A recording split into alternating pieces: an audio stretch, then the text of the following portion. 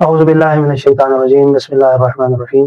فقہی احکام بیان کر رہے تھے، نماز کے احکام پہ پہنچے تھے، واجبات نماز بیان کر رہے تھے۔ واجبات نماز 11 ہیں، جن میں سے 6 غیر رکنی ہیں اور 5 رکنی ہیں۔ یہ ہم پچھلی ویڈیو میں بیان کر چکے ہیں، آج ہم ان کی تفصیل بیان کریں گے۔ سب سے پہلے ہے نیت۔ ضروری ہے کہ انسان اپنی نماز قرب کی نیت سے، یعنی خداوند عالم کی بارگاہ میں پستی اور خضوع کے اظہار کے لیے پڑھے۔ دوسرا ہے، اگر کوئی شخص نماز ادا کر رہا ہو تو نماز کو معین اور مشخص کرے، مثلا میں ظہر کی 4 رکعت نماز ادا کر رہا ہوں واجب قربتاً اللہ۔ نمبر 3، یہ ضروری نہیں ہے کہ انسان نیت کو زبان سے دہرائے، بلکہ دل میں ہی ارادہ ہے کہ نماز پڑھ رہا ہوں 4 رکعت ظہر کی قربتاً اللہ، یہی کافی ہے۔ لیکن اگر کوئی زبان پہ بھی جاری کر دیتا ہے تو پھر بھی اشکال نہیں ہے۔ نمبر 4، ضروری ہے کہ انسان شروع سے لے کر آخر تک نیت کے اوپر قائم رہے۔ اگر تمام نماز کے دوران اسے نماز سے اس طرح غافل ہو جائے کہ اگر کوئی پوچھے کہ آپ کیا کر رہے ہیں تو اس کی سمجھ میں نہ ہے کہ کیا جواب دے، تو اس کی نماز باطل ہو جائے گی۔ دوسرا ہے تکبیرۃ الاحرام۔ ہر نماز کے آغاز میں اللہ اکبر کہنا واجب ہے اور رکن ہے۔ اگر کوئی عمدن یا سہون اس کو بھول کر یا جان بوجھ کر چھوڑ دیتا ہے تو اس کی نماز باطل ہے۔ اللہ اکبر کہنے سے نماز شروع ہو جاتی ہے، اسے تکبیرۃ الاحرام کہتے ہیں۔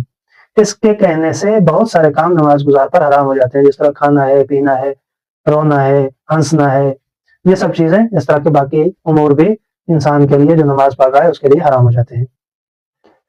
تکبیرۃ الاحرام کے کچھ واجبات ہیں، کچھ مستحبات ہیں۔ نمبر 1، اللہ اکبر صحیح عربی تلفظ میں کہنا چاہیے۔ اللہ اکبر کہتے وقت بدن سکون میں ہو۔ تکبیرۃ الاحرام کو ایسے کہنا چاہیے کہ اگر کوئی رکاوٹ نہ ہو تو خود جو نماز گزار ہے وہ سن سکے، یعنی آہستہ نہیں کہنا چاہیے۔ انسان تکبیرۃ الاحرام کو اس چیز سے نہ ملائے جو تکبیر سے پہلے پڑھی جاتی ہے، مثلا اقامت کے ساتھ نہیں ملانا چاہیے، کوئی دعا پڑھتا ہے تو اس کے ساتھ نہیں ملانا چاہیے، یا جس طرح استغفر اللہ ربی من کل ذنب واتوب الیہ ہے، اس کے ساتھ نہیں ملانا چاہیے بلکہ اس کو علیحدہ پڑھنا چاہیے۔ مثلا اس طرح نہیں کہنا چاہیے استغفر اللہ ربی من کل ذنب واتوب الیہ اللہ اکبر، بلکہ ان کو ملا کے نہیں پڑھنا چاہیے، علیحدہ علیحدہ پڑھنا چاہیے۔ تکبیرۃ الاحرام یا نماز کے دوران پڑھی جانے والی دوسری تکبیروں کو کہتے وقت دونوں ہاتھوں کو کانوں کے برابر لے جانا چاہیے۔ واجبات نماز میں سے تیسرا ہے قیام، یعنی کھڑے ہونا۔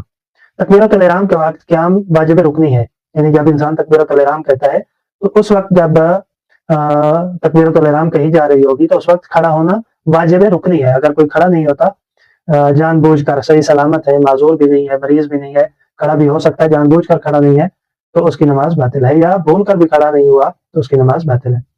دوسرا، تکبیرۃ الاحرام کہنے سے کچھ دیر پہلے اور اس کے بعد تھوڑی دیر کھڑا ہونا واجب ہے، تاکہ اطمینان پیدا ہو جائے کہ تکبیرۃ الاحرام قیام کی حالت میں کہی ہے۔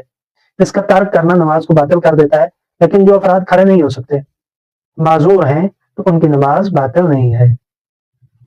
قیام کی اقسام۔ نمبر 1، رکن ہے۔ تکبیرۃ الاحرام کے وقت قیام جو ہے یہ نماز کا رکن ہے۔ رکوع سے پہلے قیام جو ہے یہ بھی واجبات رکنی میں سے ہے۔ دوسرا ہے غیر رکنی۔ قیام کے دوران، قرات کے دوران جو قیام ہے وہ بھی غیر رکنی ہے۔ اسی طرح رکوع کے بعد جو قیام ہے وہ بھی غیر رکنی ہے۔ بدن کو حرکت نہ دینا۔ قیام کے دوران ضروری احتیاطیں۔